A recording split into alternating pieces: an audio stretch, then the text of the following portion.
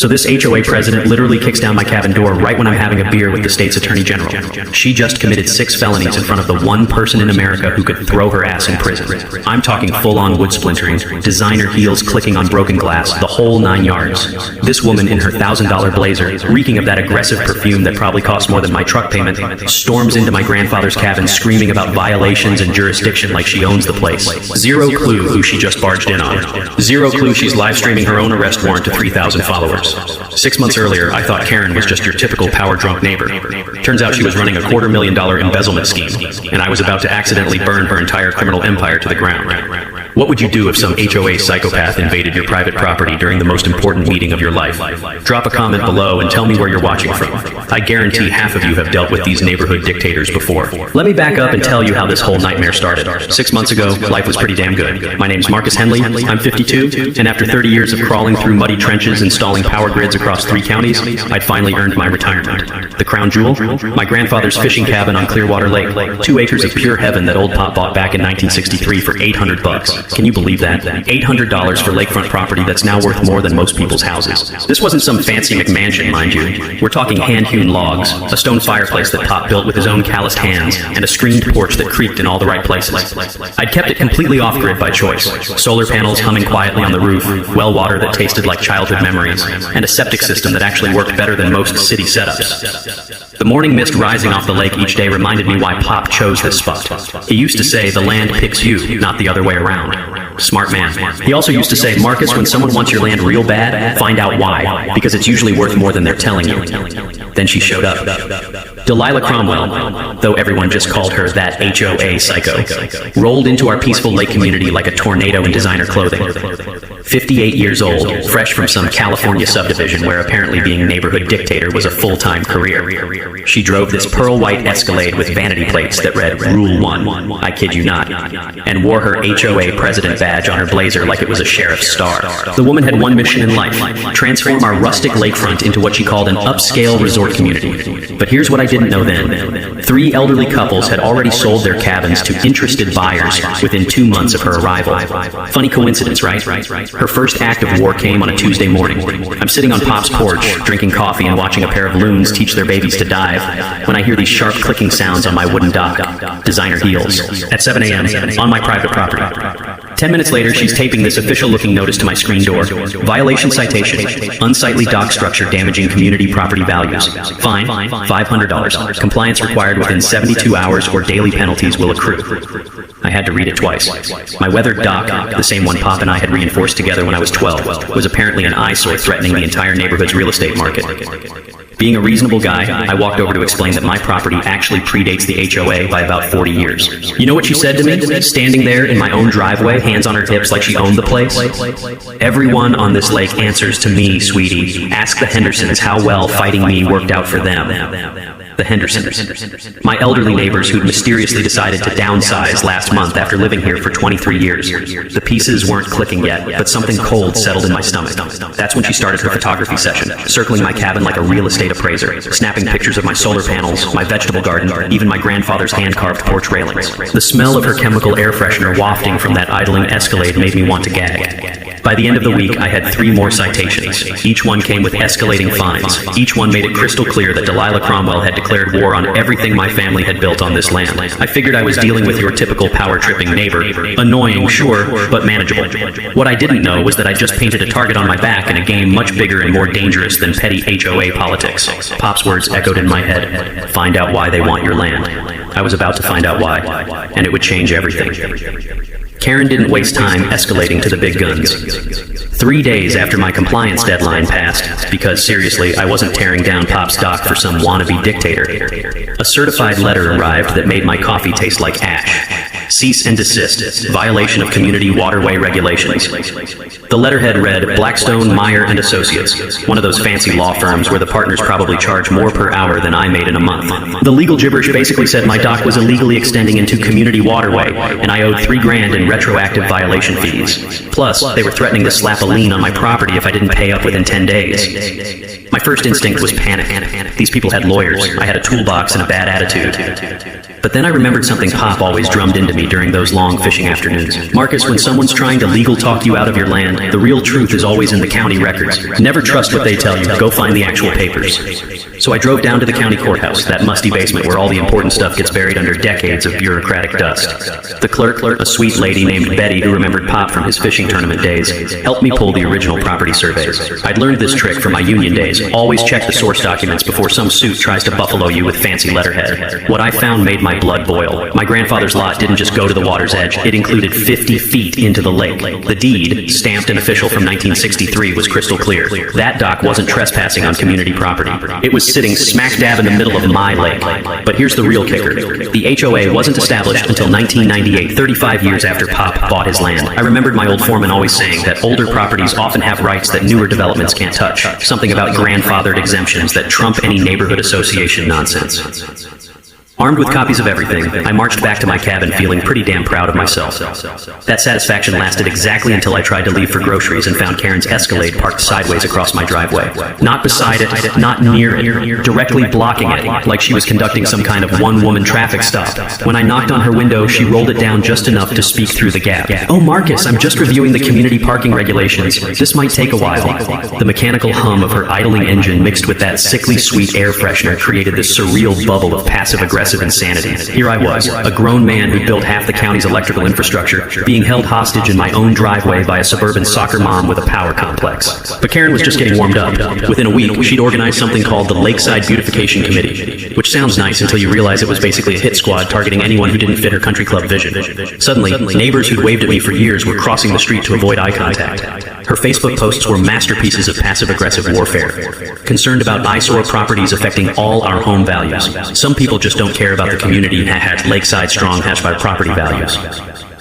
The comments section turned into a feeding frenzy. People I'd known for decades were suddenly experts on property law, parroting Karen's talking points like she was some kind of real estate prophet. 3 of my neighbors actually apologized to me privately.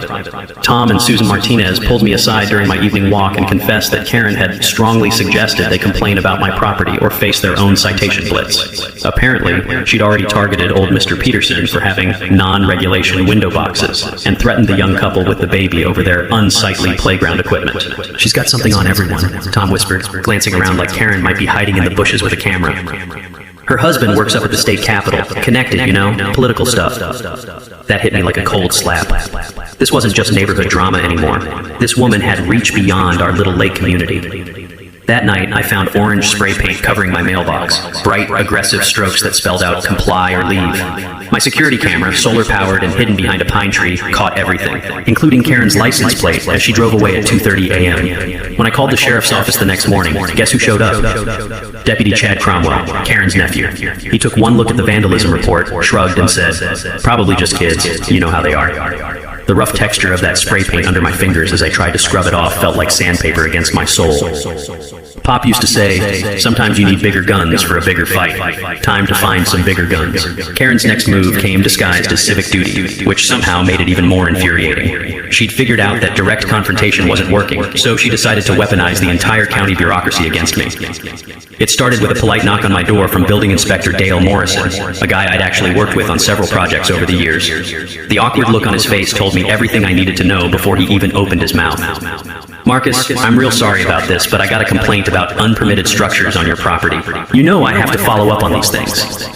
3 hours later, Dale had crawled through every inch of my cabin with his clipboard and measuring tape. His conclusion? Everything was not only up to code, but actually exceeded current safety standards. Pop might have been old school, but he'd built things to last. "Whoever filed this complaint," Dale muttered as he packed up his gear, "either doesn't know what they're talking about, or they're just trying to waste everyone's time." The next day brought Environmental Officer Janet Bennett, investigating reports of my septic system contaminating the lake ecosystem. Again, perfectly functioning. Better than most new installations, she admitted. Then Fire Marshal Bob Rodriguez showed up to examine my solar panels for hazardous electrical violations. Clean bill of health there too. Each inspection cost me a day of peace and a chunk of my retirement sanity. But more importantly, each false report was creating an official paper trail that made me look like some kind of problem property owner. I remembered something my union rep used to warn us about. Bureaucrats Bureaucratic harassment was a classic tactic because it looked legitimate on paper, even when it was pure malicious bullshit. While I was dealing with the inspection parade, Karen was busy playing her media game. She'd managed to get herself interviewed by Channel 7's Community Spotlight segment, positioning herself as this concerned citizen fighting to protect our family-friendly lake environment. The news story was a masterpiece of selective editing. She showed carefully angled photos that made my cabin look like some kind of backwoods shack, talked about dangerous conditions threatening children's safety, and painted herself as a brave advocate standing up against irresponsible property owners. What really got my blood boiling was watching her stand on my dock, the one she claimed was illegally trespassing, while she delivered her concerned citizen performance for the cameras. The crisp sound of my phone buzzing with angry texts from neighbors who'd seen the story felt like machine gun fire. Half the lake community now thought I was some kind of environmental menace. But here's where Karen made her first real mistake. She got greedy. My old buddy Jake Martinez from the Electricians Union called me up after seeing the news story. "Marcus, that lady's full of shit and everyone knows it. You build half the clean energy infrastructure in this county. Hell, your solar setup is the one I use as an example when I'm training apprentices." Within 2 days, Jake had organized a parade of my former coworkers to drive by and inspect my property. Turns out having 20 master electricians publicly vouch for your work tends to shut down the hazardous installation narrative pretty quick. That's when things started getting interesting. My lawyer buddy Chuck Davis, we'd gone to high school together, stopped by for a beer and mentioned something that made my ears perk up. "You know, Marcus, the Attorney General's office has been investigating HOA corruption cases across the state. Several communities reporting similar harassment patterns to what you're describing." "What kind of patterns?" I asked, though I was pretty sure I already knew the answer. "Elderly homeowners getting hit with frivolous citations, property values artificially driven down, mysterious buyers swooping in with cash offers. Ring any bells?" It rang every damn bell I had. Chuck explained that these schemes usually involved someone with political connections providing cover while the harassment campaign drove out longtime residents. The properties would then get flipped to developers for massive profits. "The AG's office is looking for witnesses," Chuck continued. "People who've documented the harassment and can prove the pattern. Someone like you might be exactly what they need." The mechanical hum of my refrigerator seemed unnaturally loud as that information sank in. Karen wasn't just some power-drunk neighbor. She was potentially part of something much bigger and more systematic. That night, I started a detailed log of every interaction, every citation, every inspection that had mysteriously appeared on my calendar. I also started researching Karen's background more carefully.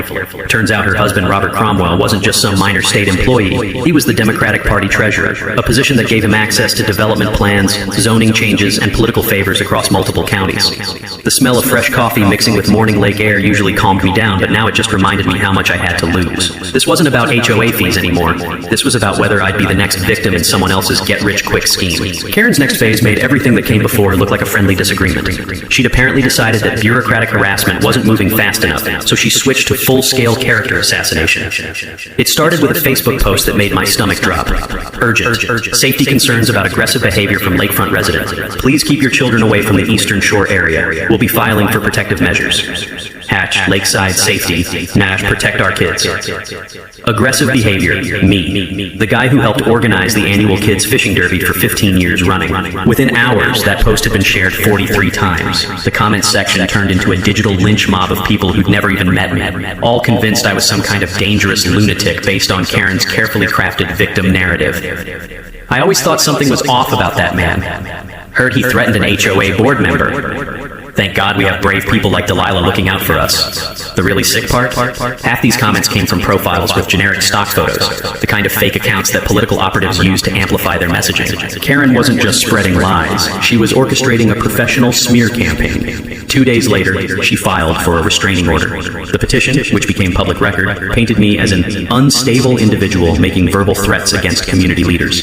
Complete fabrication, but it didn't matter. The filing alone became proof that I was dangerous. Judge Patricia Hendricks, who actually knew my family from way back, took one look at Karen's evidence and dismissed the request for lack of credible documentation. But the damage was done. Now there was an official court document with my name and the word threats on it. The emotional toll was starting to get to me. I'd sit on Pop's porch in the evenings, nursing a beer and questioning whether this fight was worth destroying the peaceful retirement I'd worked 30 years to earn. The weight of his leather recliner felt different now, less like comfort, more like the responsibility of carrying on a legacy that someone was systematically trying to erase. But just when I was starting to consider throwing in the towel, something beautiful happened. The community started fighting back. Judge Hendricks wasn't the only one who remembered my family. Retired Judge William Bill Carter, who used to fish with Pop back in the 70s, showed up at my door with a thermos of coffee and some unsolicited legal advice. Marcus, that woman's playing a game your grandfather would have seen right through. She's counting on you feeling isolated and overwhelmed. Don't give her that satisfaction. Bill explained that documented harassment campaigns like this usually indicated larger criminal activity. People don't go to this much trouble over petty neighborhood disputes. There's money involved here, big money. The local VFW Post, where I'd been a member for 20 years, issued a statement calling Karen's accusations baseless attacks on a decorated community member. The Historical Society chimed in, highlighting my cabin's cultural significance as one of the last original structures on the lake. Even the environmental group that monitored lake water quality praised my sustainable living model. It felt like the entire decent part of our community was rallying around me. The bitter taste of stress was finally giving way to something that felt like hope. But Karen wasn't done, not even close. Her next move was diabolical in its simplicity. She somehow convinced the utility company to investigate irregularities in my electrical service. For 3 days, I had no power while they reviewed my solar grid connection for safety violations. Then came the false police reports. Suspicious activity at my cabin during broad daylight. Loud noises suggesting potential domestic disturbance when I was clearly alone. Possible drug activity based on the unusual number of visitors who turned out to be union buddies stopping by to show support. Each call brought sheriff's deputies to my door. Each visit created another incident report. Each report added to the growing file that made me look like a problematic resident. The most infuriating part was that Deputy Chad Cromwell was usually the responding officer. He'd show up, ask a few perfunctory questions, and leave with this smirk that said he knew exactly what his aunt was doing. During one particularly surreal visit, he actually had the balls to say, "You know, Mr. Henley, if you just apologized to my aunt and brought your property into compliance, all these problems would probably go away." That's when I realized this wasn't just about me anymore. Karen was showing other property owners what happened when you didn't bend the knee. The Hendersons, the elderly couple who mysteriously decided to sell, probably went through this exact same nightmare. The electronic ping of my phone became a source of anxiety instead of connection. Every notification could be another neighbor turning against me, another false report, another twist in Karen's psychological warfare campaign. But it also brought messages of support from people I'd forgotten even knew me. The fight was far from over, but I was finally understanding the rules of the game. The breakthrough came when I was doing the most boring thing imaginable, organizing paperwork for my meeting with the Attorney General's office. Chuck had arranged the whole thing, explaining that they needed detailed documentation for their statewide HOA corruption investigation. I was sitting at Pop's old oak table, surrounded by stacks of citations, inspection reports, and legal threats when something caught my eye. One of Karen's violation notices had this tiny footer I'd never paid attention to before. Fines payable to Lakeside Estates Community Improvement Fund, account number 847291. Community Improvement Fund. That sounded official enough, but something about it nagged at me. Maybe it was 30 years of reading electrical contracts and spotting the fine print that contractors use to screw over homeowners, but I decided to dig deeper. The county clerk's office had become my second home by this point, so Betty knew exactly what I was looking for when I asked about HOA financial records. She pulled up the public filings and spread them across the counter like she was dealing cards. "Here's the thing, Marcus," she said, adjusting her reading glasses. "Homeowner associations have to file annual reports just like any other organization. Let me show you what I found." The numbers didn't add up, not even close. Over the past 2 years, the HOA had collected $280,000 in emergency assessments for lake dock repairs that were never completed. Another $150,000 had supposedly gone to professional landscaping services provided by Cromwell Grounds and Maintenance, which, according to state business records, was owned by Karen's brother-in-law. But here's the kicker. The landscaping company had been incorporated exactly 3 weeks after Karen became HOA president. I remembered Pop's advice about following the money trail. When someone creates a business right after getting power, they're usually creating it to funnel money to themselves. The insurance claims were even more blatant. The HOA had filed for storm damage reimbursement 3 times in the past 18 months. Problem was, I'd lived through every storm on this lake, and none of them had caused the kind of damage that would justify $95,000 in insurance payouts. Betty helped me cross-reference the insurance claims with actual weather reports from the National Weather Service. The dates didn't match up. The HOA was claiming storm damage on days when the weather had been perfectly clear. "Marcus," Betty whispered, even though we were alone in the records room, "this looks like fraud. Plain and simple fraud." My hands were actually shaking as I photocopied everything. The smooth feel of those document pages felt like holding evidence that could change everything. This wasn't just harassment anymore. This was organized theft from the entire lake community. The property management fees were the final piece of the puzzle. The HOA was paying $5,000 monthly to something called Clearwater Property Solutions for administrative services. But when I looked up the business registration, the listed address was a P.O. box in the same postal district where Karen lived. Everything clicked into place like tumblers in a lock. Karen's harassment campaign wasn't just about power or personal spite. She was systematically driving down property values to enable a development scheme while simultaneously embezzling from the community fund. The elderly couples who'd sold their cabins hadn't just been harassed into leaving. They'd been forced to sell at below market prices because Karen's artificial property value concerns had scared off legitimate buyers. Those mysterious cash buyers were probably connected to the same development group that was benefiting from the embezzled funds. I thought about the Hendersons, probably counting their pennies in some cramped apartment, never knowing they'd been robbed twice. Once when they sold their dream home for peanuts, and again through the fees they paid into Karen's slush fund. The taste of black coffee had never been so bitter. This wasn't just about my cabin anymore. Karen had been stealing from everyone, including the neighbors she'd convinced to turn against me. Pop always said that when you find corruption, it's usually bigger than you think. He was right. Karen wasn't just running an HOA, she was running a criminal enterprise. And I was about to hand the evidence to the one person in the state who could shut it down permanently. That night, I transformed Pop's back bedroom into something that looked like a police investigation unit. Maps of the lake property spread across the walls showing original boundaries versus current HOA claims. Timeline charts tracking Karen's harassment campaign alongside suspicious financial transactions. Photos, recordings, and documents organized by potential criminal charges. I felt like one of those TV detectives, except instead of hunting serial killers, I was hunting suburban embezzlers. The Attorney General's office had assigned 2 prosecutors to my case, Sarah Mitchell and David Bennett, who arrived the next morning looking like they meant business. Sarah was this sharp-eyed woman in her 40s who reminded me of the safety inspectors who used to keep us honest on job sites. David was younger, maybe early 30s, but he had this quiet intensity that suggested he'd already sent plenty of white-collar criminals to prison. Mr. Henley, Sarah said, spreading the financial documents across Pop's dining table, what you've uncovered here goes way beyond simple HOA harassment. This is systematic fraud that could impact dozens of families. David pulled out a tablet and started connecting dots I hadn't even seen. We've been investigating similar schemes in 4 other counties. The pattern is always the same. Politically connected individuals use HOA positions to manipulate property values while embezzling community funds. That's when they told me about the FBI involvement. Agent Rebecca Torres from the White Collar Crime Unit had been tracking development fraud across the region. Apparently, my documentation was the missing piece that could tie together multiple ongoing investigations. The beauty of financial crimes, Agent Torres explained during our video call, is that everything leaves a paper trail. Your HOA records show classic money laundering, fake invoices, shell companies, insurance fraud, but we need more than just documents. We need witnesses and recorded evidence of ongoing criminal activity. Chuck, my lawyer buddy, had been working behind the scenes too. He'd connected with 17 other lakefront families who'd experienced similar harassment. When we gathered them at the VFW hall, their stories painted a picture that made my blood boil. The Thompsons had paid $8,000 in bogus violation fines before selling their cabin for 30% below market value. The Garcias had been hit with emergency assessments totaling $12,000 for lake improvements that never materialized. Old Mrs. Patterson had been so intimidated by Karen's legal threats that she'd moved in with her daughter in Florida, abandoning the home where she'd lived for 43 years. Every story followed the same playbook: escalating harassment, manufactured violations, pressure to sell. And every family had contributed to that community improvement fund that was really just Karen's personal piggy bank. Here's what most people don't understand about HOA fraud, explained retired accountant Frank Weber, who'd volunteered to help analyze the financial records. Homeowner associations are required to file Form 1120 tax returns annually if they meet certain income thresholds. Legitimate organizations file religiously. Corrupt ones usually don't, because honest accounting would expose their theft. Frank had discovered that our HOA hadn't filed proper tax returns in over 2 years, despite collecting hundreds of thousands in fees and assessments. That single fact could trigger federal tax evasion charges on top of everything else. The technical strategy session felt like planning a military operation.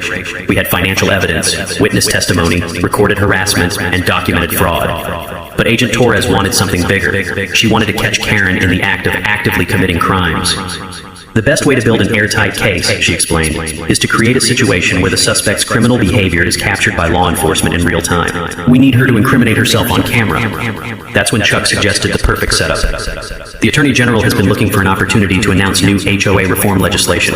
What if she held that announcement at Marcus's cabin? It's symbolically perfect, protecting homeowner rights in the exact location where those rights were violated. Sarah's eyes lit up. And if Karen's pattern holds, she'll absolutely try to disrupt any suspicious activity at Marcus's property.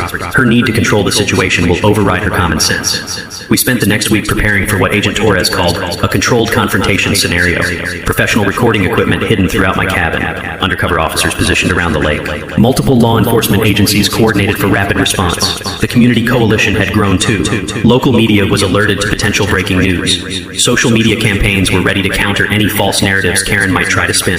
Support networks were activated for the post-confrontation period. My old union training kicked in. When you're planning a complex job, you prepare for every possible scenario and always have backup systems. We had backup plans for the backup plans. The trap was set. Karen's pattern of behavior was so predictable that we could practically script her next move. All we had to do was wait for her to kick down the door. Literally. Karen must have sensed the walls closing in, because her behavior went from calculated harassment to full-blown sabotage. It was like watching a cornered animal lash out in every direction, getting more dangerous as her options disappeared. The first sign was my solar panels mysteriously malfunctioning on a Tuesday morning. I'd wake up to dead batteries and error codes flashing on the inverter display. When my electrician buddy Jake came out to investigate, he found clear evidence of tampering. Wire connections loosened just enough to disrupt the system without causing obvious damage. "Marcus, this is professional-level sabotage," Jake said, photographing the evidence with his phone. "Whoever did this knows electrical systems. They wanted to cause problems without leaving obvious fingerprints." But Jake was smarter than Karen gave him credit for. He'd installed a hidden security camera near the electrical panel after the first incident. 2 nights later, we caught her red-handed, creeping around my property at 3 a.m. with a screwdriver and wire cutters. The footage was crystal clear. Karen Cromwell, HOA president and upstanding community member, vandalizing private property under cover of darkness. The acrid smell of her cigarette smoke lingered in the morning air, mixing with the pine scent that usually made me feel peaceful. Next came my boat dock. I'd gone into town for groceries and returned to find my boat drifting halfway across the lake. The heavy-duty chains I'd used to secure it had been cut with bolt cutters. Clean, deliberate cuts that left metal shavings scattered across the dock planks. That boat had been Pop's pride and joy, a 1978 bass boat that still ran like a dream. Finding it bumping against the opposite shore, its hull scratched from the rocks, felt like someone had desecrated his grave. But Karen's biggest mistake was going after my septic system. I'd just passed a county inspection with flying colors, but suddenly my perfectly functioning system started backing up. The smell was horrific, that combination of sewage and chemical additives that made your eyes water from 50 feet away. When the emergency septic service arrived, they found industrial-grade drain cleaner had been poured down my system, killing all the beneficial bacteria and creating a toxic mess. "This is deliberate sabotage," the technician explained, holding up soil samples that showed chemical contamination. "Someone pumped commercial-grade acids into your system. This stuff costs serious money and requires specialized knowledge to use." The repair bill was $3,200. But more importantly, the chemical analysis provided forensic evidence that this wasn't random vandalism. It was calculated destruction requiring insider knowledge of septic systems. While I was dealing with sewage backup, Karen was orchestrating her media blitz. Anonymous accounts flooded social media with posts about my ongoing property violations and deteriorating conditions threatening neighborhood safety. The bots were so obvious it was almost comical. Dozens of profiles with generic names posting identical complaints within minutes of each other. She'd also ramped up the intimidation network.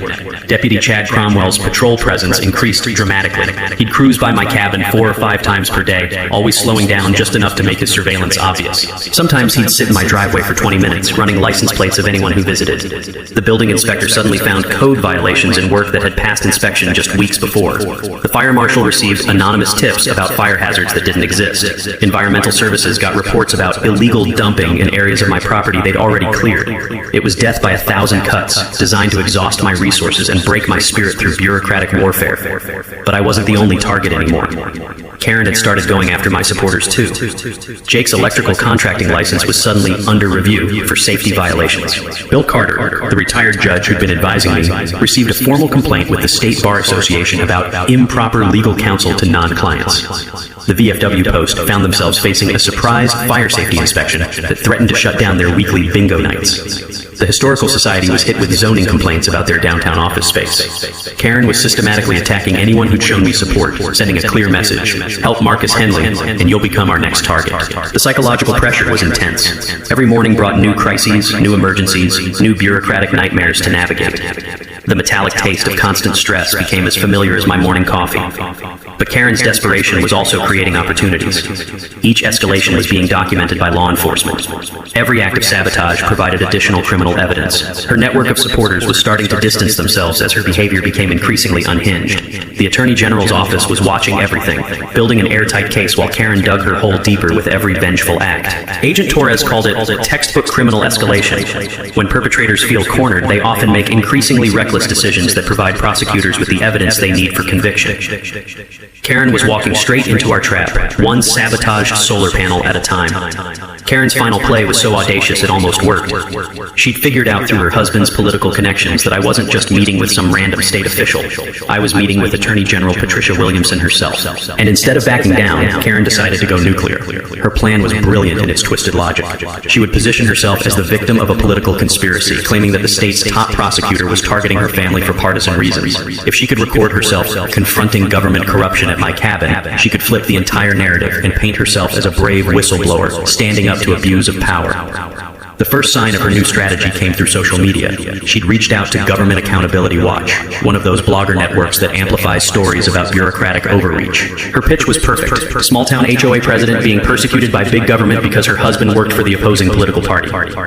Local family under attack. State officials use harassment investigation to silence political opposition was the headline that started circulating 3 days before my scheduled meeting. The story painted me as some kind of deep state operative working with corrupt prosecutors to destroy an innocent family. The comments section was flooded with outrage from people who'd never heard of our lake community, but were absolutely convinced that Karen was being railroaded by partisan prosecutors. She tapped into that vein of anti-government sentiment that runs through rural communities, turning herself into a martyr for political persecution. But Karen's masterstroke was the live stream setup. She'd arranged to broadcast her confrontation with the Attorney General live on social media, framing it as citizen journalism exposing government corruption in real time. Her plan was to burst into my cabin during the meeting, record everything, and let her followers spread the footage as proof of official misconduct. What she didn't know was that we were monitoring her communications.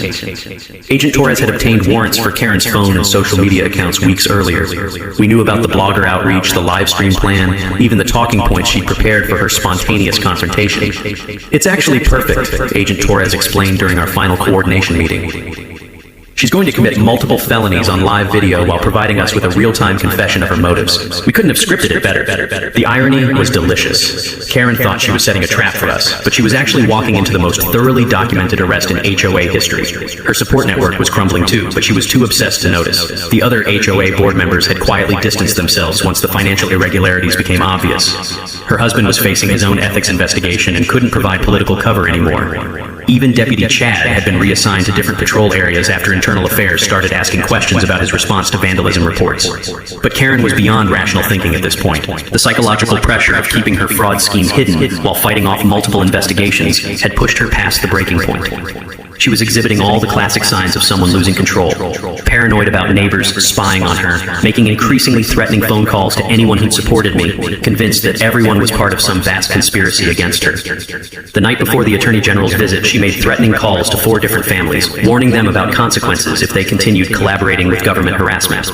Each call was recorded by law enforcement. Each one provided additional evidence of witness intimidation and criminal conspiracy. I spent that final evening sitting on Pop's porch, watching the sunset paint the lake in shades of gold and crimson.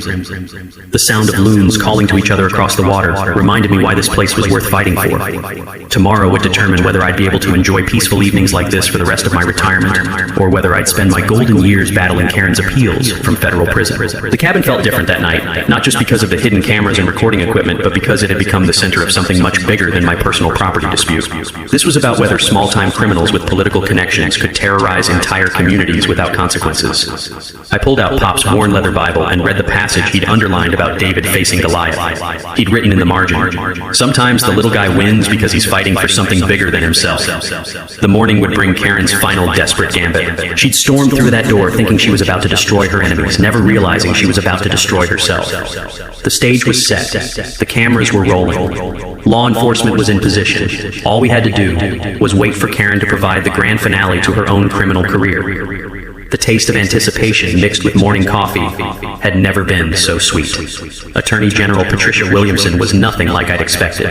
Instead of some intimidating political figure, she was this down-to-earth woman in her 50s who reminded me of my old high school principal. Tough but fair, with eyes that missed nothing. She'd arrived at my cabin at exactly 9 a.m., carrying a thermos of coffee and a briefcase full of evidence that would change everything. Mr. Henley, she said, settling into Pop's old recliner like she belonged there. Your documentation has helped us build cases against HOA corruption rings in 6 counties. What you've uncovered here isn't just local fraud. It's part of a statewide pattern of organized theft. We were deep in discussion about the criminal charges when we heard it. The distinctive roar of Karen's Escalade pulling into my driveway way too fast. Gravel spraying everywhere like she was conducting some kind of high-speed chase. Car doors slammed. Multiple voices shouting instructions about camera angles and audio levels. Karen had brought her entire social media production crew for what she thought would be her moment of triumph. Here we go, Agent Torres whispered into her earpiece from her hidden position behind my woodshed. Attorney General Williamson didn't even flinch.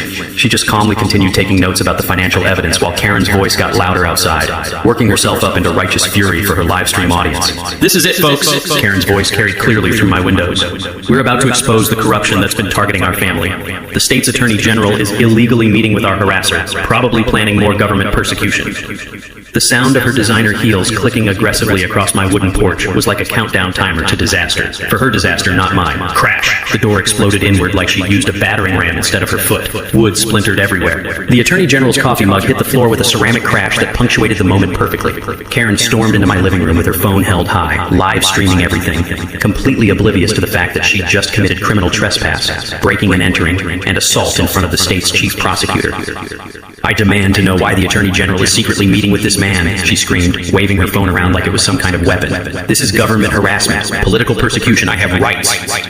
The look on her face when Attorney General Williamson calmly stood up and displayed her official identification was absolutely priceless. Karen's live stream captured the exact moment when her brain processed what had just happened. Total, frozen, terror. Mrs. Cromwell, the Attorney General said in that calm, professional tone that probably made hardened criminals wet themselves. I am Patricia Williamson, Attorney General of this state. You have just committed multiple felonies in my presence, and your entire criminal performance is being recorded by both my office and your own social media broadcast. Karen's phone was still live streaming. Her followers were watching in real time as their heroic whistleblower turned into a babbling, incoherent mess. The comments section exploded with confusion and disbelief as people realized they'd been supporting a criminal who just self-destructed on camera. This is my community. I have jurisdiction here, Karen stammered, still somehow thinking her HOA badge gave her authority over state prosecutors. That's when FBI agent Torres stepped through my still open doorway, flanked by 2 other federal agents. Mrs. Cromwell, you're under arrest for fraud, extortion, witness intimidation, and criminal harassment. And thanks to your live stream, we have your confession broadcast to about 3,000 witnesses. The sound of handcuffs clicking shut echoed through my cabin like the closing of a book. Karen's phone clattered to the floor, still streaming her arrest to an audience that had shrunk from outraged supporters to horrified voyeurs watching a public meltdown. Karen, I said, standing up from Pop's couch with a satisfied smile, meet the state's Attorney General. She's been wanting to discuss your bookkeeping methods. The neighbors who'd been drawn by the commotion stood on my porch watching in stunned silence as the woman who terrorized our community for months was read her Miranda rights in my living room. Mrs. Patterson, who'd driven down from her daughter's place specifically for this moment, had tears streaming down her face. Sheriff Rodriguez arrived just in time for the perp walk. Karen stumbling in handcuffs past the same dock she'd tried to have demolished, past the same solar panels she'd claimed were hazardous, past the same cabin she'd called an eyesore. The pearl-white Escalade with its Rule 1 vanity plates was towed away as evidence in the fraud case. The live stream ended with Karen's voice echoing across the lake. This isn't over. My husband will fix this. You don't know who you're dealing with. Actually, Karen, we knew exactly who we were dealing with. A criminal, and criminals go to prison. Watching Karen get sentenced 3 months later felt like Christmas morning. Federal Judge Michael Harrison didn't just throw the book at her. He launched the entire law library. 3 years in federal prison, $340,000 in restitution to defrauded homeowners, and a lifetime ban from serving on any HOA board in the United States. Her husband Robert wasn't far behind. The ethics investigation revealed he'd been using his position as Democratic Party treasurer to provide insider information about zoning changes and development plans. He resigned in disgrace and got 18 months for conspiracy and abuse of office. The HOA itself was dissolved faster than sugar in hot coffee. In its place, we formed the Clearwater Lake Volunteer Association. Emphasis on volunteer. No mandatory fees, no citation authority, no power-drunk presidents. Just neighbors working together to keep our little slice of paradise beautiful. My role in exposing the corruption scheme earned me something I never expected. Whistleblower compensation from the recovered fraud funds. Turns out, when you help the feds recover hundreds of thousands in stolen money, they're pretty generous with the rewards. That check for $45,000 felt like vindication for every sleepless night Karen had caused me. But the real victory was watching justice ripple outward. Attorney General Williamson used our case as the foundation for new state legislation that I still can't believe has my name on it. The Henley Act requires all HOAs to undergo annual independent financial audits and creates criminal penalties for harassment-based property manipulation schemes. 3 other counties used our evidence to prosecute similar fraud rings. Turns out, Karen's operation was part of a much larger network of politically connected criminals systematically robbing homeowners across rural communities. The FBI's final report identified over 24 related cases spanning 5 states. The families who'd been driven from their homes started coming back too. The Hendersons bought a beautiful new cabin 2 lots down from mine after their old property's fraudulent value concerns were legally voided. Mrs. Patterson moved back from Florida and threw a block party that lasted until sunrise. Property values didn't just recover, they soared. Turns out, when you remove the constant threat of harassment and fraudulent citations, people actually want to live in a peaceful lakefront community. Who would have thought? The transformation went beyond legal victories. Our little lake became a model for sustainable community living. My off-grid cabin, once Karen's target for eyesore citations, now hosts monthly tours for people interested in solar power and environmental stewardship. The State Environmental Agency featured us in their Renewable Energy Showcase program. I established the Pops Legacy Scholarship, using part of my whistleblower compensation. $500 grants for kids entering trade school programs. Pop always believed that working with your hands was the foundation of an honest life. Seemed fitting to help the next generation learn those same values. The annual Clearwater Lake Festival has become a regional attraction, raising money for veterans housing assistance programs. Last year, we brought in enough to fund 3 tiny home projects for homeless vets. The sweet smell of barbecue and the sound of families laughing together replaced the toxic atmosphere Karen had created. But the best part, the quiet moments. I'm sitting on Pop's porch right now watching the sunset paint the lake in shades of gold and purple. The loons are calling to each other across the water, their voices echoing off the same hills where Pop taught me to fish 60 years ago. My solar panels hum peacefully on the roof, powering a life that's finally my own again. No more certified letters, no more inspection visits, no more designer eels clicking across my dock at dawn. Just the gentle lap of waves against weathered wood, and the knowledge that sometimes, if you're stubborn enough and righteous enough, David really can beat Goliath. The documentary crew from Netflix finished filming here last month. HOA Hell, How One Man Took Down a Criminal Empire premieres next spring. They paid me enough to add a guest cabin where other harassment victims can stay while fighting their own battles. Because Karen wasn't unique. There are power-drunk HOA dictators in communities across America, terrorizing elderly homeowners and stealing from community funds. But now there's a roadmap for fighting back. Now I want to hear from you. Drop a comment sharing your own HOA nightmare. Trust me, you're not alone in this fight. These stories need to be told. Hit subscribe if you want more stories about everyday people taking down corrupt systems, because there's a lot more where this came from. Next week, I'm telling you about the city councilman who tried to shut down a veteran's food truck until the owner's Pentagon buddies decided to pay a visit. Thanks for hanging out with us on HOA Stories, where the HOA Karens meet their match. If this story had you cheering or cringing, go ahead and like the video, drop a comment with your reaction, and hit subscribe so you're ready for the next wild HOA tale.